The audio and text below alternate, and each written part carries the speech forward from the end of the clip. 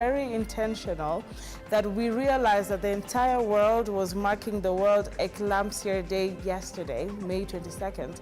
But what did Kenya do in honor of that same day? If I missed an event, please, of course, update me on our comment section at TV. If you are a medical fraternity that probably did something yesterday, would love to, of course, catch up with you on the same. Are people aware and sensitized about eclampsia in this country? But how many lives do we lose every year to this particular disease or condition? Women and children alike. Remember, we also still fight the high mortality rates in the country, and especially for mothers and for infants. And today I'm joined on set by the amazing doctors who said we'll do this for the people. We'll come live on TV and do our best in creating awareness, especially on issues of health that actually affect even the most vulnerable, as young as the infants or fetus, all right? So talk to me, ask your questions. I'm sure they're ready for the entire hour to educators and also respond to our concerns. You are watching the big conversation, and this is all about the facts about eclampsia that you must not miss, not forget, and not ignore. Karibuni sana. It's good to have you. I was looking forward to this now that we could not have made this conversation on Sunday. Everyone was looking forward to what then would the doctors say about the postmortem, mental issues. We left that pending on Thursday, and we promised the viewer to pick it up. But of course, allow me to allow you both to introduce yourselves in whichever order. I want to see how this is going to go. If it's Dr. Lindsay or of course, Dr. Dukakis. Now, that's going to be an open forum. Karibu. I think we'll start with ladies first. I think I expected that. Karibu. All right. My name is Dr. Wanjiko. I'm an obstetrician gynecologist resident. I'm very happy to be here today. So to just shed more light on preeclampsia, yes. Management principles, what we should know, what we should do, and just to create awareness. And I'm looking forward to having this conversation with my colleague. Amazing. Yeah. Thank you very much. Of course, it's a bit of a summary, but remember also your questions. Just let them come in, and they will respond to anything around preeclampsia. Dr. Dukakis, is it now time for gentlemen? Thank you. My name is Dr. Kohe Dukakis. I'm a consultant obstetrician gynecologist. I am practicing both in Nairobi and also outside Nairobi. And preeclampsia is actually very close to my heart. I actually did this as a study for my master's degree, a dissertation on, I was actually looking at the care that women receive with those women who have been diagnosed with preeclampsia. So I feel that this is an important public health issue and that we should be able to give it the necessary advocacy that it demands. I like when he says the necessary advocacy that it demands and that it is an issue we cannot ignore. So I'm going to start with why it is very important. Remember, yesterday was World Pre-Eclampsia Day, or Eclampsia Day, because there are different versions as well, and you'll bring us up to speed. But first, let's start with why it is so important for us to have this discussion and create awareness, even this morning. All right, so why preeclampsia is very important, and not just preeclampsia, but hypertensive disorders of pregnancy. It's because it's among the top 5 leading causes of maternal morbidity and mortality. And it is, it has salient features, yes, but features that most pregnant women, if they don't know about it, may ignore. And so there needs to be a lot of advocacy around it. I think we've had a lot that has been done around antepartum and postpartum hemorrhage, but we are still lagging behind in terms of awareness and advocacy in matters hypertensive disorders of pregnancy. And I think that is something that the patient, the mother, at home, wherever they are, really need to know about. Because unlike hemorrhage, where you literally see the blood, like you will bleed, for hypertension, unless it's a swelling and you will assume the swelling is obvious or it's normal in pregnancy, you may not really know that this is actually, these are actually features or signs and symptoms of hypertensive disorders of pregnancy. So we really need to make a lot of noise about it on all platforms. And I'm even very glad that you can have us again just to have this discussion. So it is very, very important. I think it is something that kills our women, but is not you know, obvious. It's like a silent killer. Yes, yes. Like, you know, one of those mental health illnesses, Yes, like depression, yeah, etc. yeah. I So- had to relate yes. it because it's that serious. Yes, exactly, because by the time now the patient is coming to the hospital, they are really far, you know, like they have multi-system organ failure, you know, it's really bad, you know. So we really need to catch them early. Okay. And it's even as early as even before they conceive. But if we don't get them at that point, then we need to get them immediately. They manifest any of the symptoms. I like when he said sometimes we quote unquote think it's normal when it isn't, and that's why we are having this conversation again and even deeper to finally just show you which signs are not very okay and very normal, especially if you're planning to conceive or have conceived. And that's why Dr. Dukakis and Dr. Wanjiku are here. I want to hear from you, Dr. Dukakis, on the importance and significance of this conversation, just to add on what she has said. Yeah, I actually want to throw in some statistics. That can you imagine that from the global figures, and I think this is from the World Health Organization and also other global bodies in obstetrics and gynecology that we follow, it's been estimated that actually every 7 minutes, a woman is actually losing her life because of preeclampsia. And then actually they estimated that 76,000 women per year lose their life from that condition. And now when you look at the babies, they're actually estimated 500,000 babies actually die as a result of prematurity or other complications as a result of that condition. So it's something that we need to take quite seriously. And as my colleague Dr. Lindsay said, it's something that, you know, this doesn't have like a blinking red sign or something that you'll be able to pick up and say that, okay, she has a condition. So we have to be really thorough and pass this message across so that we can detect, screen, and act appropriately. And I like when he says we have to be thorough. All right, so most of the times, you know, today I'm just in the mood of asking Kenyans how seriously we take our health issues. What was done for the World Pre-Eclampsia Day? I'm still yet to hear from the comment section what each person did. The same way we do something on if there's a World HIV/AIDS Day, there's always something making headlines. As a journalist, I'm pretty much challenged as well. But please feel free to let us know in the comment section what you did. Did you visit the maternal ward? Did you sit down with a doctor? What did you do for yesterday, which was the World Pre-Eclampsia Day? Now, for those who are not there on Thursday with us, they might want to, you know, get a few of the basics. First, on the definition and the types of, you know, eclampsia, because I hear there's a lot more and different categories. So maybe I start with Dr. Dukakis. Last time you broke it down so well. Yeah, and then you could add as well. Yeah, thank you for that, Anki. So when we look at preeclampsia, it falls under a subset of what we call hypertensive diseases in pregnancy. And there are about 5 of them. So the first one, of course, is what we call preeclampsia, and that's basically defined as elevation of blood pressure, so that is more than 140 systolic and more than 90 diastolic after the 20th week. And when I say 20th week, so that, because you know, as clinicians we count in weeks, we can divide that into months. So you say after 5 months. So after 5 months and your blood pressure is more than 140/90, then that is preeclampsia. But of course, we have to look at whether they are accompanying other features. And other features, as we said, liver injury, kidney injury, you may have brain injury as well. So those accompany. So they may be there or may not be there. Before we used to look at the urine, and we used to say that you needed to have some sort of what we call proteinuria, release of protein into urine, but now that no longer is the diagnosis. It is no longer needs to be part of the diagnosis.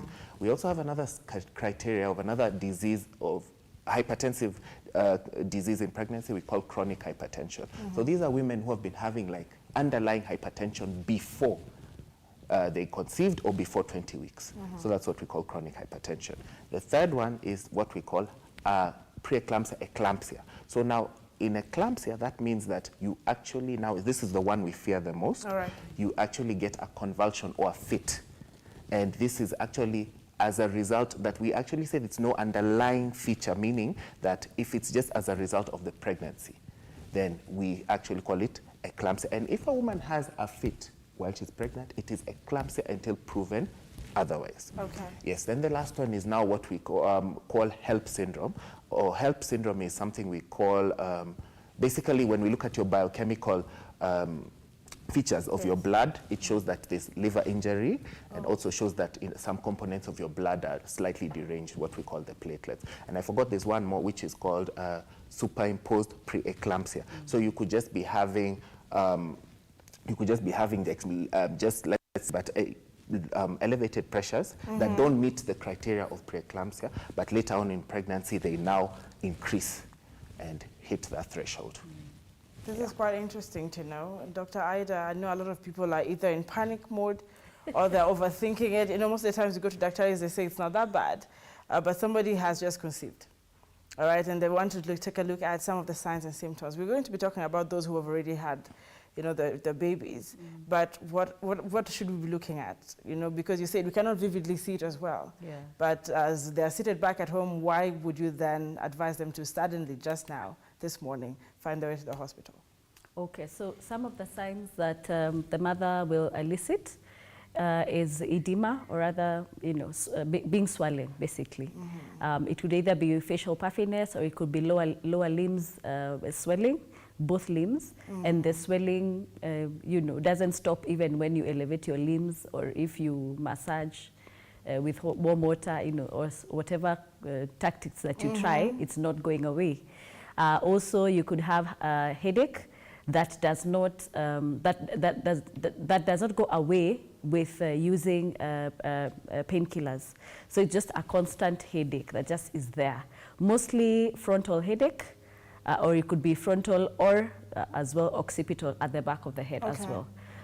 It could be pulsatile, or it could just be pounding, or just a dull headache. All right. Other signs or other symptoms you could elicit is vomiting and nausea that is beyond, quote unquote, well, there's nothing usual. I can't say usual, but I want to say that it's beyond what you would ordinarily expect for somebody who's already finished their first trimester. All right. So a lot of nausea and vomiting. Also, if they have dyspepsia or heartburn or epigastric pain, that's also something that they should watch out for. If they're suddenly getting visual disturbances, they're either seeing little stars, or things are just getting hazy and blurry. Yes. That's also something they should really, really look out for as well. Definitely, in addition to any other danger signs that are actually elicited on their antenatal book. There's an antenatal booklet that has pictures. So if the mother gets a fit, that's definitely obvious. You know, it is eclampsia until or unless proven otherwise. If you are, you start getting bleeding in your pregnancy, it could be a complication of the hypertensive disorder of pregnancy. So there's really anything that is off. You just need to go to the hospital as quickly as possible. You don't have a choice. No rethinking, no giving us some amount of time, because you see we have the culture of, well, let's try and check. It's not that bad. Doctors are disqualifying that attitude and saying, please, given a chance, we will not be saying, well, take some time. Just find your way to a gyna. Is it a gynecologist or a hospital? Just a hospital, because not every hospital may have a gynecologist, but all medical practitioners at least are trained in that aspect of treatment and care. All right, treatment and care. And I want to come back to Dr. Ida and, of course, back to you, Dr. Dukakis. How do we then diagnose, you know, preeclampsia and eclampsia for that matter? Diagnosis is very, very important. Yes. You do realize there's also the fear by the patient. Yes. So the diagnosis is actually on the basis of the blood pressure. As Dr. Dukakis said, it has to be 140 systolic over 90 and above diastolic. And it has to have, that blood pressure has to have been elevated, at least taken 4 to 6 hours apart. To now, you know, for us to certify that for sure, you really actually have elevated blood pressure. And it's not because of stress, or you've taken a flight of stairs, or you've panicked, or, you know, what we call the white coat hypertension. You know, there's actually people whose blood pressure shoots up when they see the doctor in a white coat. So we call it the white coat hypertension. So we just have to make sure that we've ruled that out. And so we take the blood pressure upon arrival, and then we repeat it after 2 hours, and repeat it again after 4 hours, and repeat it again after 6 hours. If it's elevated, well, then it's quite obvious that you now have a hypertensive disorder in pregnancy. Now, depending on at what gestation we are detecting that. If it's below 20 weeks, then that is chronic hypertension. Okay. If it's at 20 weeks or after 20 weeks, then that is preeclampsia. Yeah. And I'm glad that now you know which weeks you are, because now today we are very intentional about mothers, but I hope also their partners are watching. Yes. Yeah, because then they need support, and you'll talk about the much support that they need through this period and even after birth, right? Yeah. And now I want to hear from Dr. Do you have anything to add on the diagnosis? Yeah, I also wanted to add to, I think my colleague Dr. Lindsay has really defined it quite well, but I also want to add that if you find that a mother comes with a threshold of at least a blood pressure that's more than 160/110, we immediately start treatment, because that means that it has actually now gone to what we call severe features, because preeclampsia is defined as it has two variables. There's the one we call severe, and severe basically means the first thing is we look at your blood pressure. So if your blood pressure is over 160, the systolic, which means the top part of your blood pressure, and the diastolic is more than 110, that is already severe. Then again, we look at other features. If you're already having kidney injury, if you're having liver injury, if you're having, as we said, any of those symptoms that we talked about, visual blurriness, pain in your stomach, or what we call dyspepsia, or the right side, or what we call right upper quadrant tenderness, that is actually now, it meets the criteria of severe. Okay. So treatment needs to be initiated immediately. If you're in between now, let's say your blood pressure is just elevated, more than 140, 90, but you don't have any of those signs, you still have preeclampsia, but we call it with non-severe features. And if we also do and screen the other features, and we see that you don't meet the criteria, your organs are okay, plus also we keep forgetting the baby. So if you look at the baby and the baby is okay, and from the ultrasound, or what we call a CTG, where you put monitors on the baby, on the mother's belly, and you want to see how the baby is responding to the stress. And if the baby is okay, then you don't meet that criteria. So I can see that you brought in a different aspect of the baby. Yeah. I know a lot of mothers were saying, but that's all about me. What about my baby? I think that's one of the first questions a mom would ask. Yeah. And I want us, of course, just to go into, sometimes people hear a lot of this from doctors. Allow me to call it doctors. Of course, if you're watching internationally, that means doctors. And there is then now the fear of, okay, is it that bad? Is it manageable? So we want to talk about the hope that comes with it, so we don't kill everyone's, motherhood dreams. What are some of the management principles? First I could start with Dr. Dukakis and come to Dr. Ida on the same. Is it manageable? It's actually very manageable, because the thing that where management starts from is before you conceive, which we call preconception care. And in preconception care, this allows us to look at you as a patient holistically, so that we're able to see, are you the sort of patient who is highly at risk for developing preeclampsia? And what do I mean by these patients who are highly at risk? Of course, if you've had preeclampsia in a previous pregnancy, if you are obese, if you are over the age of 35, if you have changed your, like for example, if you've changed up, like your partner, and like the previous pregnancy, with that partner you had preeclampsia, and maybe this one, it's again higher risk that you'll get preeclampsia. If you have some sort of vitamin deficiency, and most of vitamin A deficiency also has been shown to predispose you to preeclampsia as well. And even if you have what we call the underlying chronic disease, for example, if you have thyroid disease, for example, if you have cardiac disease, for example, if you have something we call autoimmune disease, these are patients who are at risk, and diabetes. These are patients who are at risk of developing preeclampsia. Okay. And so we need to, once we now assess you and we see whether you meet the risk, we now will guide you. Because again, there are some supplements that we can give you which have been actually shown to reduce or actually prohibit you from developing preeclampsia. All right. Yeah. And that, of course, just brought me to what causes preeclampsia. Managing, and of course, patients who are at high risk, the recurrence, etc. But still, I would want to know then, because I'm curious, like everyone else, where does this thing come from? Where does this condition come from? What causes it? Okay, like you said, we can prevent it. There's some supplements, but really? Well, there are some women who are more predisposed to getting the disorder as compared to others. Yes. And that's what we call the high-risk group, and they have certain risk factors. Okay. He's already mentioned, like number one, if you have a family history of hypertension in your family, either paternal or maternal, it will predispose you to getting a hypertensive disorder in pregnancy. If it is your first pregnancy, you are at risk. I know, I'm sorry, I'm not there to scare you, I'm just telling you to be alert.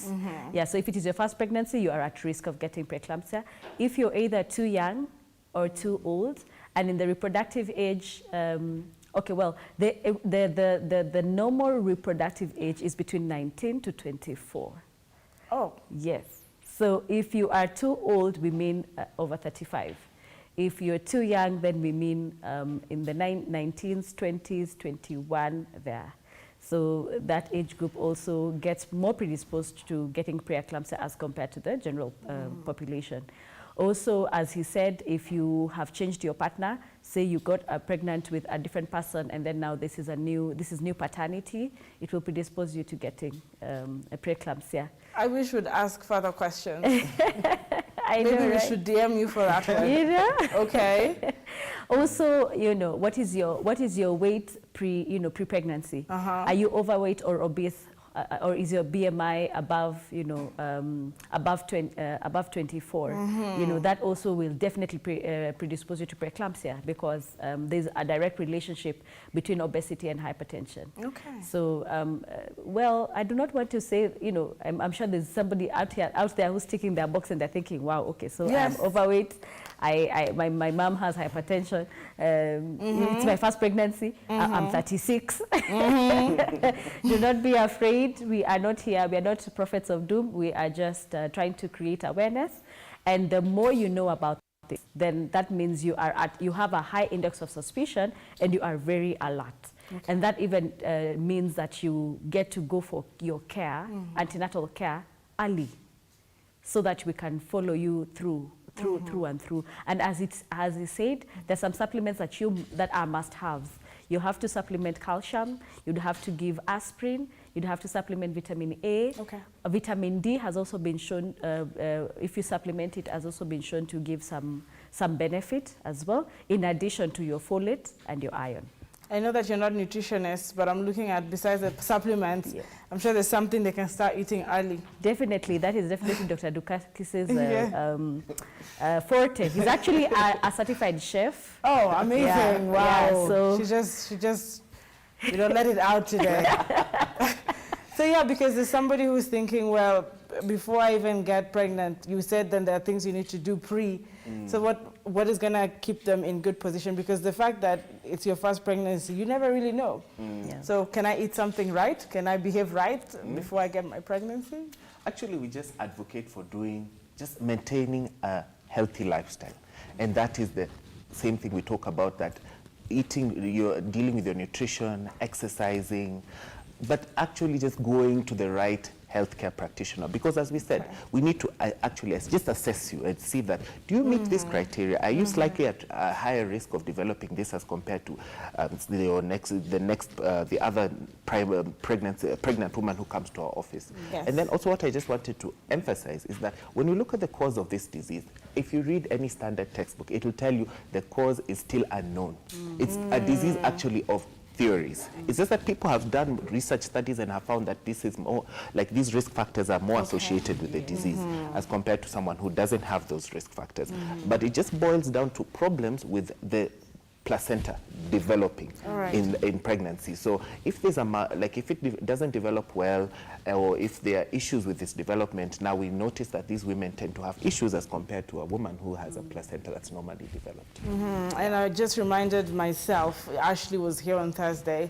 I wish we'd play that case story for you again when we come back after the break. We want to take a short breather. But if you missed that, of course, it's on YouTube, where we just had, Ashley share her story. And that I want to ask you about the recurrence. I know we're coming in talking about timing of delivery and mode of delivery, but the recurrence, like you said, if you had your first pregnancy with, preeclampsia, you are at risk. But what would you say, Dr. Ida, on, the recurrence? Well, studies have shown that if you got preeclampsia in your first pregnancy, you are at a higher risk of getting preeclampsia in your second pregnancy. Yeah. But again, I want to tell the viewer right now, it is not cast in stone. Yeah.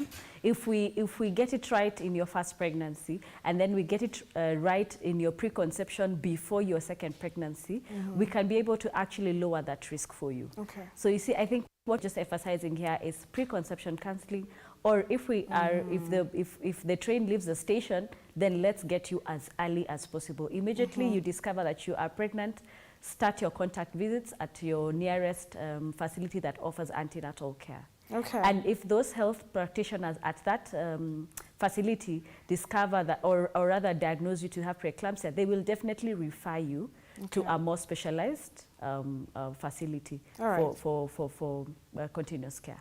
All right, so you have continuity in care as well. I wanted to hear that because it's not a matter of I have malaria, I got diagnosed, Pona, I'm out.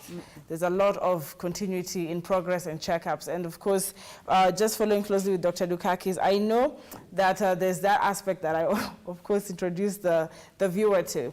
And I want to pick it up from there as we continue. Okay. Yes. In terms of, when you look at the continuity of care, you need to be, I think the most important thing is that having an accurate diagnosis, and then when you get the diagnosis, get the relevant care. And when you get the relevant care, now be able to go to a facility which can offer that, because not every facility is in a position to offer that care. And when I mean that, look at the infrastructure. Do you have qualified specialists? Do you have qualified medical officers? And the question, sorry, is do we? We actually do. I know you guys are here, but if we looked at the percentage that, of course, of Kenyans and the children we have every year against our medical practitioners, are we good? We actually are good. The issue is Are that... we good? We are not. I think we're good because I also practice... I think Dr. Ada is going to respond right after you on how good we are. I think we're good because we actually, like, I actually practice in Western Kenya as well. And if you look at it, we have consultants, we have medical officers, we also have nurses who are trained, and also interns who now train or who are supervised by us. Okay. The issue that we have sometimes is that people learning to make the correct diagnosis in a peripheral facility and adequate or timely referral, so that if you now know that this is a diagnosis of a woman who has preeclampsia, how do I refer her to the next center of care, where she'll be able to be assessed and where she'll be able to get the relevant care that she needs. But speaking from a person who's worked in the periphery, I think we do. All right, let me hear from Dr. Ida. He has said we do, but... I think there's a but. Well, there's a but because, as he said, even us as medical practitioners, we all need to be sensitized to having a very high index of suspicion when we meet such patients. Because otherwise, if you delay, there are normally 3 types of delays. There's a delay where the mother took long to get to the hospital. There's a delay where at the hospital level where they delayed in making the diagnosis. And then there's a third delay where now the hospital was able to receive this patient, but they were not able to refer them in time to get the necessary care that they need. So if we get any of these 3 delays, then that means who gets to lose? It's a patient. So everybody, we all need to work together as a team. The community health workers, the midwives, the people who do advocacy, because I know there's some people who are just out there to just create awareness. The medical officers, all the way hierarchy up to where now you're getting to the obstetrician gynecologist. We all need to work as a team and to all try and reduce the delays. And I want to ask the viewer back at home, Dr. Ida has just thrown the challenge to you guys and said you need to work together. And like I started, what did you even do for yesterday? The World Preeclampsia Day. What did you do? Did you know about it? Have you researched about it? Do you ask your pregnant spouses if they've checked the BPs? Are you aware? And really, you've thrown that to the media as well. What are we all doing? Because you have said it's not entirely the job of the doctors and the gynecologists. So are you thinking what I'm thinking? As moms, do you go for your checkups, all right? And now we're going to shift closely back to what we left pending the other time. Is it the postmortem? Or how do we call it? Postpartum. Postpartum, care. Yes. So we're going to shift to that. And before we even go deeper, maybe you want to create a picture of what exactly we are talking about when we talk about postpartum care, especially after preeclampsia kind of experiences. Okay. When we look at the postpartum care, basically, this is the immediate care after the baby is born. After delivery? Yes, after delivery. After the baby is born and the placenta has been delivered, how do we take care of that baby? Because remember, now there's the aspect of even involving our colleagues, the pediatricians and the neonatologists. Because remember, a lot of these babies are born before term, the preterm. So some of them need to actually go to the newborn unit, and some of them, unfortunately, may even need to go to the neonatal ICU. So how do we take care of them? when they've been born. And then also remember there's the aspect of also taking care of the mother, because it's again a stressful situation, because as a result of that strenuous pregnancy, you may find that there are issues with lactation. The mother is not able to breastfeed. Oh, is it because of stress or? Yeah, that's stress, because remember it's a hormonal aspect. So if you're stressed, your hormones are going to be all over the place, and then you may find that initiation of breastfeeding is also a problem. Again, women who deliver who are in the postpartum period are at risk of actually getting another serious disease or condition we call a pulmonary embolism, because this is when you form a clot either in your leg or form a clot in your veins, and it goes and it dislodges, or it goes goes up to your chest or in your lungs, and as a result of that, it actually prevents your whole respiratory system from breathing, and you actually have sudden collapse. There are also other things, because again, depending on the mode of delivery, if she had like a cesarean section, you have a wound. So again, how do you take care of the wound? If she had like let's say a normal, or what we call as a vaginal delivery, you can find that she may have had some stitches down there. So how do you take care of that? And then remember also now that a thing that's actually coming into now perspective is mental health. Yes. Because again, the whole pregnancy, was she having support during the pregnancy? Does she have a partner who can, or does she have people who can give her support? Because we're actually seeing cases of postpartum depression on the rise. And remember, this is also economically draining for the patient, because imagine a woman who has delivered and your baby is in newborn unit or is in neonatal ICU, the costs that are associated with taking care of the baby and also yourself, because as the baby is in the NICU, remember Ashley had even given us that story, she has to stay in the hospital. So you're incurring a bill both for yourself and also for the baby. Wow, that's quite a perspective. And of course, just to continue, you mentioned the delivery, the type of delivery. Yes. So you want to, of course, walk us through, because when I have, for example, let me be the woman, and I have preeclampsia. Yes. I don't know, am I juggling in between the mode of delivery, and what mode of delivery would you then, also advise in whichever stage, that I am in as a woman who is the expectant mother? Maybe I'd ask Dr. Ida. Yes. So, okay, when it comes to mode of delivery, first of all, I want to demystify and debunk this myth that a cesarean section is abnormal. It is not abnormal. What is abnormal is, for instance, if the baby is coming out of the nose, that is abnormal. Or if the baby is coming out of another orifice that is not the abdomen or the birth canal. So please, women, this thing of trying to size each other up, of, oh, mimi nimezaa kawaida, bibi nilifanyiwa CS, everything is kawaida. The cesarean section is a normal way, normal, acceptable, ethical, moral way of delivering a baby. Thank you, Dr. That being said, so, well, now it depends. Ideally, we would love that all women deliver through the birth canal. That is our wish and our desire. But again, there are so many factors that come to play. There's what we call the fetal factors and the maternal factors. Maternal factors would be, like now this disease, hypertensive disorders of pregnancy, and maybe we need to deliver the baby within 6 hours, like we really need to get the baby out. Yes. So if I go through the birth canal route, will I get this baby out within the time that I need? Most probably not. Versus a cesarean section where I am the doctor and I know that within 1 hour, this baby will be out. So I do not want to encourage the women watching that. I am not advocating for cesarean sections. No, I am just saying that it is really dependent on what is the fetal status of what is the status of the baby and what is the status of the mother at the time of making the decision to deliver that baby. That is very, very important. Again, I also want to throw a spanner in the works, and I want to tell every mother that you actually do have the right to decline anything that your doctor tells you, but it has to be either from a point of giving informed consent or giving an informed decline. All right. We no longer dictate to the mother that you must do this. No. We have what we call patients' rights. They were actually brought about by the Alliance Coalition. It's just a group of people that came together and decided to have respectful maternal care. But that notwithstanding, I would not want the mother to make a decision from a point of lack of knowledge. So it has to be informed.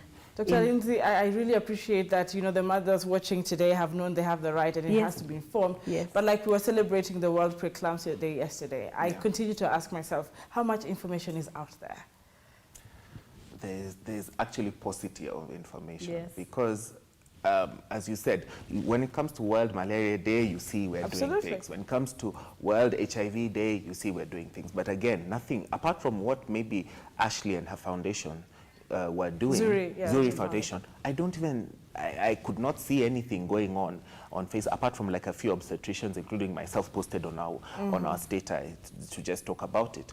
But there was nothing, no dissemination that was going on, which I feel is quite sad, because given the magnitude of this problem, I would have actually expected things to be happening, like at least for us to be organizing some sort of advocacy, some sort of dissemination of information countrywide, because it's such a menace. I mean, every single hospital you go to, you will at least find 1, 2, 3, 4 patients with that condition and having complications as a result of that condition. So I think it should get the attention it deserves. Dr. Dukakis mentioned some sort of statistics that got me really awakened on every 7 minutes? Every 7 minutes. Every 7 minutes. That is serious. And I don't know what Dr. Lindsay, what do you think should be some of the things that should be done? He's mentioned, you know, seeing a lot more action, but even from the doctors who posted online, of course, a great shout out to them and all the respect. But as a citizen, I need to know what then I need to do. Where do I get the information? You know, we have screening of cancer here and there. So we have tents to go to, but we don't get to, I don't know, we don't get to hear more of this from the medical fraternity as well. Like this month, there's a tent here, or there is this free screening there. I don't know, what do you have in mind? Well, I think that's actually a challenge to all of us, from the citizen to the healthcare worker to the obstetrician. It has to be a corporate responsibility. Okay. I mean, even to the churches, you know. The church can just be deciding that every quarter we are having a medical camp just for pregnant women, only. Not for screening. I'm not saying you stop the screening for cancer, but I'm saying in addition to what you're already doing, you could just hold every quarter a medical camp just for pregnant women. That means you bring the antenatal care to the church, or the antenatal care to the community. Like, say, you can hire out the playing field. I normally see that some places where we have football arenas. We can use such arenas every so often and just do a medical camp for pregnant women only. And then from the health practitioner's point of view, I think we need to, as doctors and nurses and midwives, let's not shy away from the media. The media is here with us. Technology is here to stay. It's not going anywhere. Don't be shy. Nobody is going to bully you if you come on set. Do we? Yeah.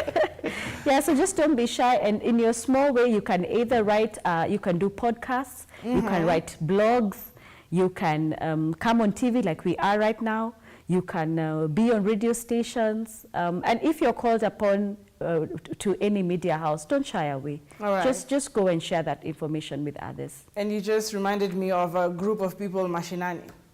You know, with the podcast and the technology, Dr. Dukakis, I know I'm wrapping up on, because I am still on the awareness of the Preeclampsia Day, because this is why also we have extended this conversation. You have mentioned what we can do with, in churches, but I'm curious on the cultural and stigmatization that is also evolving around the same, condition. Don't you think it's high time we actually went to the cultural people, the conservatives back at home, elders, and actually say this is not a curse? Yeah, maybe I could take that before he continues. I think I would want to also empower the preeclampsia survivor. All right. If you've been that mother who had preeclampsia, when you go back to the Mashinani, please be our preeclampsia champion. Go and teach the girls around the area. Do a few community under the tree discussions. Go door to door if you can. You know, team up with a community health worker that is at the mashinani and just share this information, create an awareness. I think it always starts with the survivor. For sure, if Ashley would not have gone through preeclampsia, I really highly doubt she would have a foundation, you know?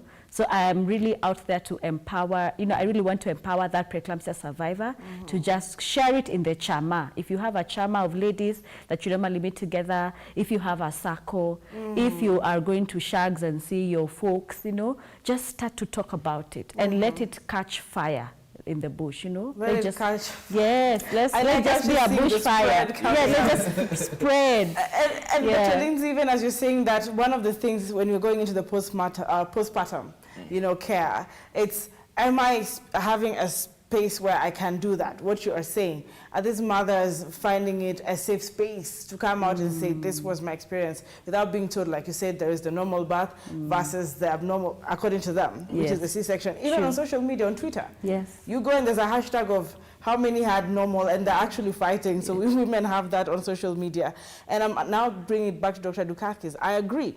I actually agree that they should come out, but are they safe in their cultural contexts and spaces to now come out and say, hey, this is what I went through? I think also, I'm just echoing what my colleague said, because again, remember, we still come from a place where you are a member of a society. Yes. And we are still trying to work also without TBAs, what we call traditional birth attendants, because as we've still noticed, a lot of women still go to them. Yes. So instead of now like victimizing them and feel, because in a way they still provide or they still offer a role. So how do we incorporate them into this, given our scientific knowledge and also given our updates, how do we make them feel that they still can be part and parcel of this moving train without making them feel excluded and bad about what they're doing? So the thing that I would, that comes to mind is that possibly involving them and having like the way we educate them now about safe birth practices, the same way we can talk to them and give them like the danger signs. Like if a woman comes to you and is complaining of headache, is complaining about dizziness, visual blurriness, please, just can you even walk with her, refer her to the nearest health center where she can at least get some sort of screening, just a BP check, because every health center has at least has a BP machine. Yes. Then from there we'll be able to see, do we refer this patient to the next level of care, or are we adequately can we adequately manage her at that facility? And I like that Dr. Dukakis says, are we able to manage? Are we adequately able to manage this patient? Let's go deeper into one of the reasons why we are really here this morning. Like we always say, mental health is everything. Yes. I imagine a normal mom, who has had a normal child is still, at risk to get, is it postpartum depression? Yes. So what is the uniqueness for a mother who goes through preeclampsia, for that matter? Well, first of all, preeclampsia, or rather hypertensive disorders of pregnancy, is a high stress level disorder for any patient. I actually shared this show, and even last week, and I had mothers on my wall actually come and say that this disease is a monster. It is horrendous. It was horrible. You see the kind of names that they're using to describe what they went through. And I think every waking day of a mother who's battling preeclampsia, they are not sure whether they're going to see the end of the day. I think there's that daunting thought of, what if I pass on? I remember there's even a mother who shared and said that she even took a video of herself just before she went into theater, that it should be replayed to the unborn baby if she does not make it. It's like the reality of death is really, it's very alive for them. And that is a very high stress level for anyone to go through, really. I'm trying to put myself in those shoes, and I'm thinking, they really are heroes for them to have gone through that and come out on the other side. And of course, we have those ladies who lose the battle and they get to pass on, So depression is there. Stress is in itself is there, because this is way out of the quote unquote normal, because it's not the normal way of living. Also, how is their support system? Yes. Who is taking them to the clinics? Yes. Who is reminding them to take their medication? Who is reminding them to do serial BP checks? who is encouraging them even as they are admitted, who is even coming to see them when their baby has been born preterm and the baby has to stay in the NICU for more than a month, you know? It's really stress after stress after stress. You are pregnant.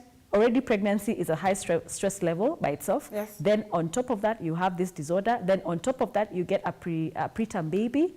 Then on top of that, you still maybe healing a cesarean wound. You know, I mean, it's really a high stress level. And so we really need to take this mother as a high risk mother and be very sensitive towards them, even for us as medical practitioners, to just speak the language of hope. All right. You know, we cannot sell you false hope and tell you it's going to be okay, because we also don't know. We are just also hoping, but it's just good to be optimistic in our language, how we speak to these mothers, how we encourage them.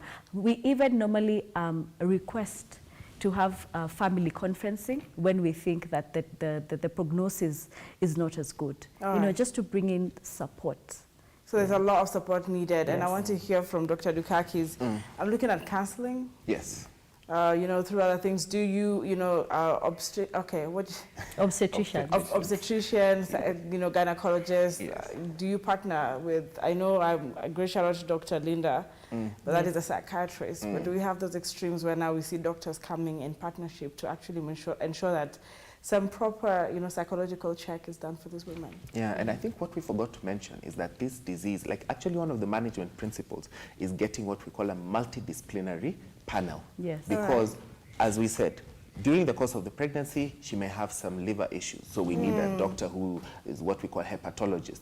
We also may need a kidney doctor, a nephrologist to take care of her, because she may end up having dialysis. When she delivers and all these mental issues start popping up, mental health issues like postpartum anxiety, postpartum depression, and it can go as bad to postpartum psychosis, where she actually has lost like a sense of reality. And with literally her reality that's going on, and she's even having thoughts and dreams about killing the baby. So this is where our mental health practitioners like Dr. Nyamute and psychiatrists, counselors come in, so that we're able to assure these mothers that and see what do they need. Do they need psychosocial support? Do they need counseling? Do they actually need medication? Because some of them may be to that point where they actually need medication, antipsychotics, to bring them back to just for a sense of reality and a sense of normality as well. And when I'm picking all these things, I'm looking at might not avoid everything, but what I picked is management. So it's possible to be managed. There is hope of having a child, you know, even if the first passed on, there's still possibility, like Ashley's case, to still have your child and have you. Yeah, and one of the things that I've also you've touched on is on the medication. But let me ask something about the medication. It's tricky, is it not? Because I know for lactating mothers, I don't know what Dr. Ida would say on that. Actually, let me start with some of the antihypertensives. We actually have this drug that may actually predispose the mother to getting postpartum depression. That is good for the pressures, but not so good postpartum. That's one. Two, when we come to antipsychotics, we actually have some drugs that are not supposed to be used during lactation because they would suppress the milk supply as well. So yes, the answer is yes. It's a very dicey, you see, with pregnancy and in the postpartum period, it's very dicey. You cannot use any drug because we now have two patients. We have the fetus and we have the mother. And once they deliver, now we have lactation that we need to think about. And we also have, you know, the baby as well, because you do not want to give a mother a drug through which that drug will be transmitted through the milk to the baby. So it's dicey, yes, but not impossible. So at the end of the day, what we are trying to, you know, put emphasis on is you have to work closely with the medical fraternity.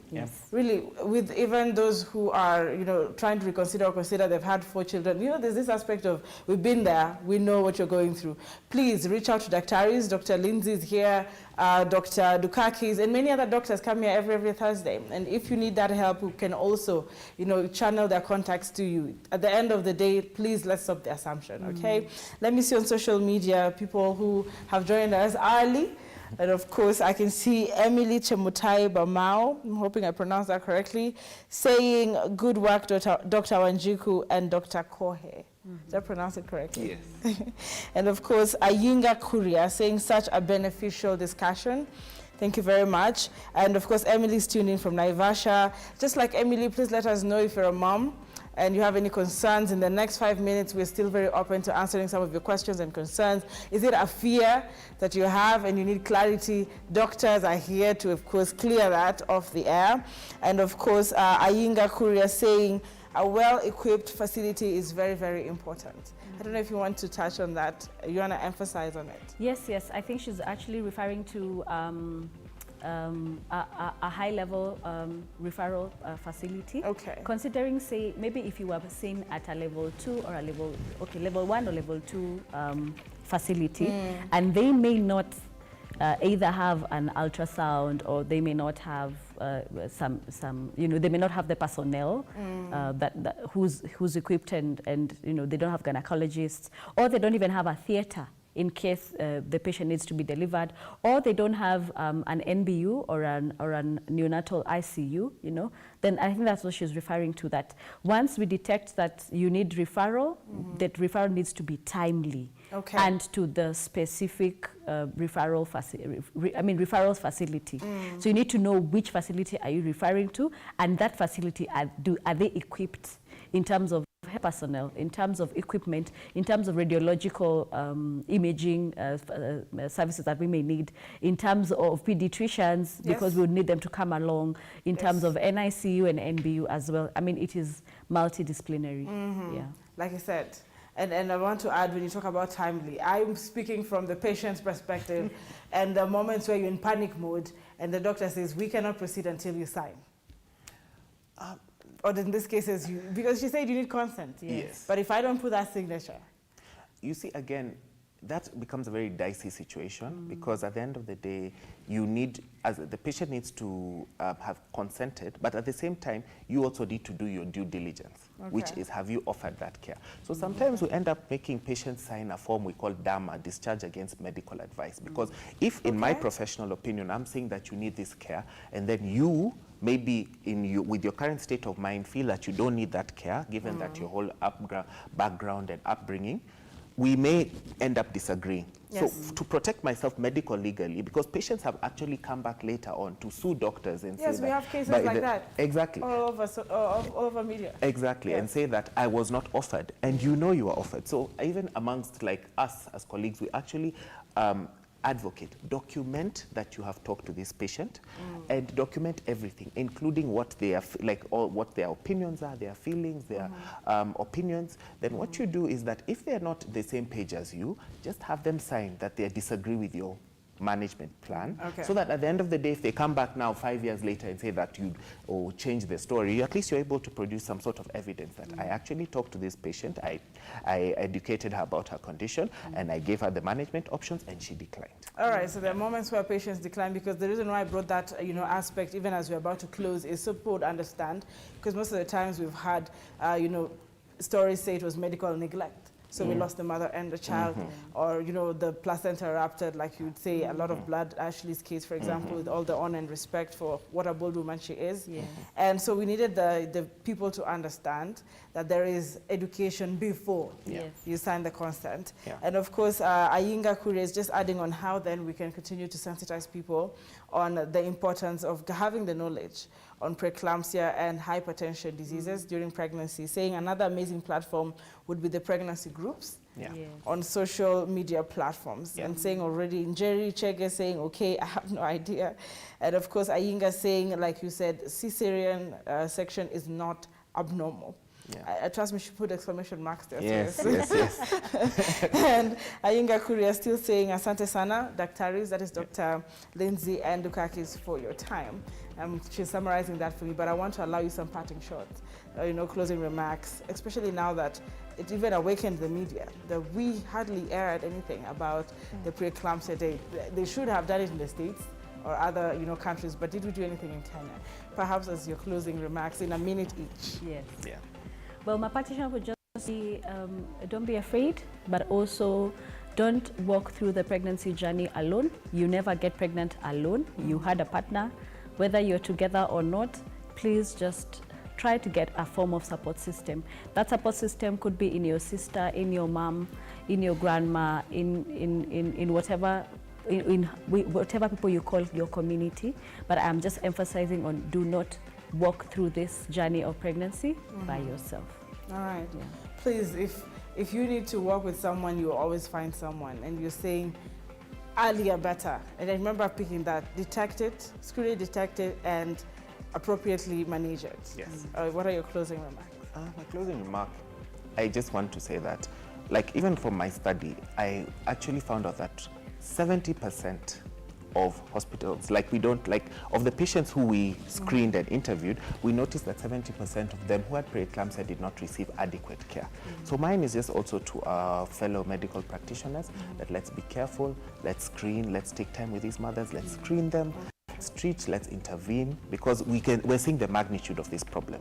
And later on, these are children, you can imagine, who will have actually lifelong consequences from this disease. Okay. So if we're able to take it seriously, and this is also advocating to government and also NGO world to take it up seriously and to champion it, the way we are championing for now HIV and malaria, which are now what we call infective diseases, let's look at our non-communicable diseases, and this falls under that chapter.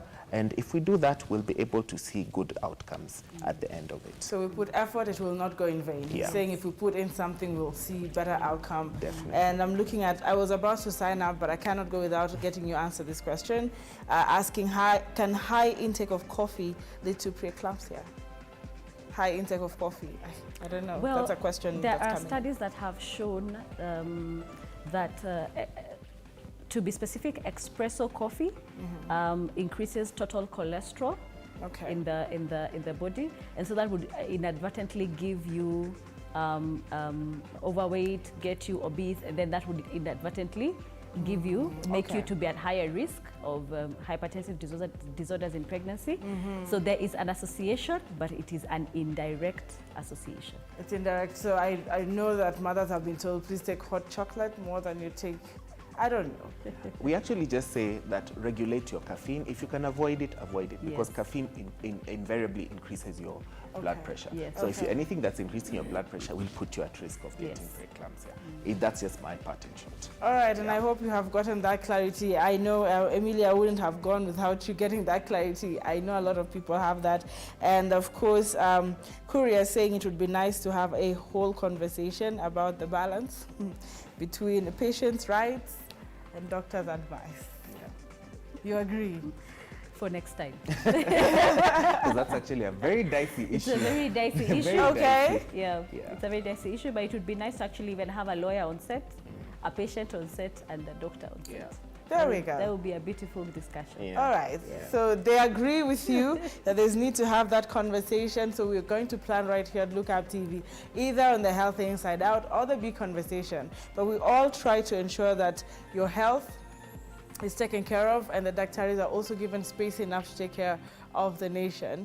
But for now, that is it for the Big Conversation. I'm glad that we're able to shed light on preeclampsia and eclampsia. And now you know the 22nd of May every year, okay, is the World Preeclampsia Day. If you missed this one, plan to do something better. And every day is World Preeclampsia Day according to me, because every day a woman is having a child. And this is an awareness we cannot stop to campaign about. From me, Anki Doris Sombat, representing the entire team, I take a short breather and usher you in shortly into the drip and flex. Thank you very much, Dr. Harris.